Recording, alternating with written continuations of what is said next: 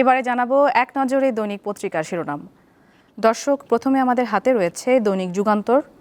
শিরোনামে রয়েছে আন্দোলনে ফ্যাসিবাদের গোপন ছায়া, মাঠে নেমেছে স্যাবোটেজ লীগ। এছাড়া রয়েছে শিক্ষক শিক্ষার্থীদের 4 দফা দাবি, শাটডাউন ঘোষণা জগন্নাথ বিশ্ববিদ্যালয়ে। যুগান্তরের আরেকটি শিরোনাম, পানি সংকটে ক্ষতিগ্রস্ত 6 কোটি মানুষ, ঐতিহাসিক ফারাক্কা দিবস আজ। এরপর রয়েছে দৈনিক প্রথম আলো। শিরোনাম, বাংলাদেশ থেকে অধিক কর্মী নেবে মালয়েশিয়া। এছাড়া রয়েছে দাবি আদায়ে অনড় আন্দোলনকারীরা।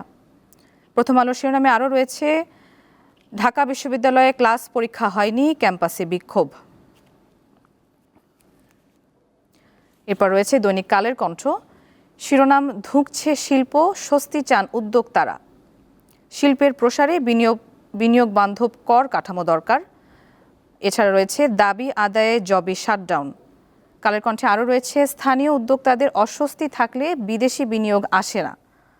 এছাড়া রয়েছে প্রথম ধাপে মালয়েশিয়ায় যেতে পারবেন আটকে যাওয়া 7,926 জন। এরপর রয়েছে দৈনিক সমকাল। শিরোনাম, রাজধানীর পথে পথে দুর্ভোগ।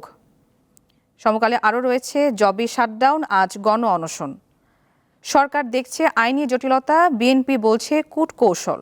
সমকালের আরেকটি শিরোনাম, কুয়েটে শিক্ষার্থীদের 7 ঘন্টা অবস্থান, ক্লাসে ফেরেননি শিক্ষকরা।